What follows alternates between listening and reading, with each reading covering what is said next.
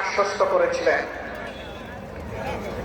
কিন্তু স্বাধীনতা পরবর্তী বাংলাদেশ, যেই দেশটি বিপুল সংখ্যক মূল্যবান জীবন সম্পদার ইজ্জতের ত্যাগ কুরবানির বিনিময়ে অর্জিত হয়েছিল,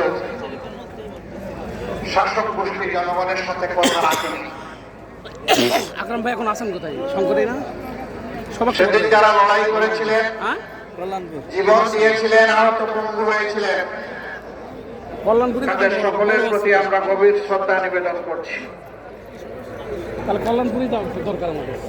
তারা জাতিকে ভুলে গিয়ে একটি পরিবার, গোষ্ঠী এবং সর্বোচ্চ একটা দলকেই তারা বাংলাদেশের মালিক এবং জমিদারে পরিণত করেছিলেন।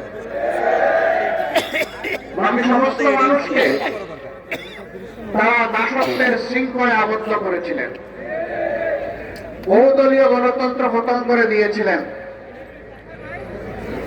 মিডিয়ার স্বাধীনতা কেড়ে নিয়েছিলেন,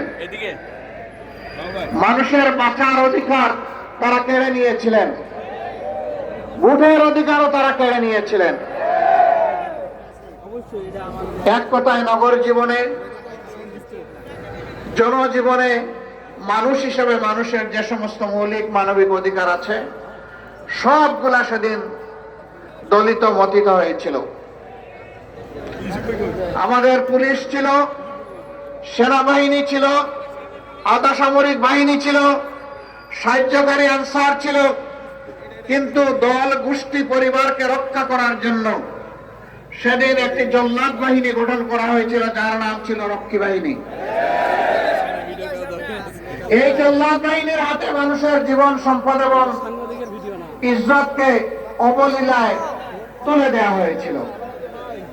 যখন যাকে ইচ্ছা তাকে খুন করা হয়েছে, এই মানুষগুলার সামান্যতম বিচার পাওয়ার কোন অধিকার সেদিন ছিল না।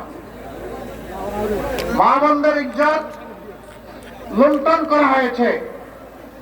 সম্ভ্রমশীল পরিবারের লোকেরা তাদের মেয়েদেরকে শিক্ষা প্রতিষ্ঠানে পাঠানো বন্ধ করে দিয়েছিল। ঘর থেকে মা বোনরা বের হতে চাইতেন না, এরকম একটা বিভীষিকাময় অবস্থা তৈরি করা হয়েছিল। মন্ত্রী, প্রধানমন্ত্রীর ছেলেরা ব্যাংক ডাকাতিতে লিপ্ত হয়েছিল। বাংলাদেশের জনগণের জন্য বিশ্ব থেকে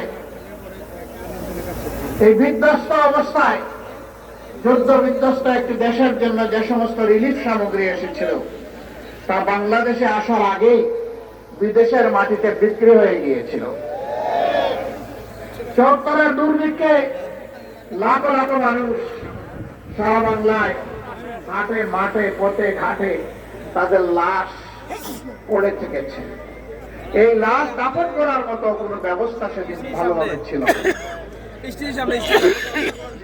সেদিন আঞ্জুমানে মফিদুল ইসলাম ঢাকার লাশগুলা দাফনের ব্যবস্থা করেছিল, কিন্তু সারা বাংলার চিত্র ছিল সম্পূর্ণ ভিন্ন। তারা সোনার বাংলা গড়ার ওয়াদা করে বাংলাকে শ্মশান বাংলায় পরিণত করেছিলেন।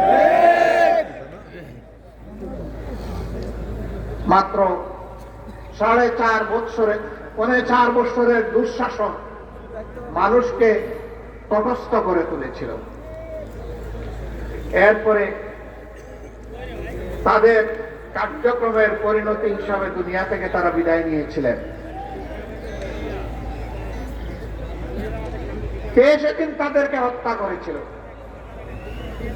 যারা 71-এর রণাঙ্গনে বুক চিতে দেশের স্বাধীনতার জন্য যুদ্ধ করেছিল, সেই সৈনিকরা কেন তারা সেদিন খেপে গিয়েছিল? এর উত্তর আওয়ামী লীগকেই খুঁজতে হবে, জাতিকে।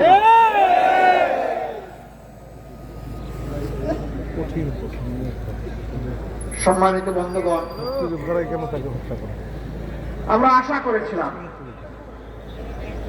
72-এর 10 জানুয়ারি থেকে 75-এর 15 আগস্ট পর্যন্ত দেশে যে ফ্যাসিবাদ কায়েম হয়েছিল, এক নায়কতন্ত্র কায়েম হয়েছিল,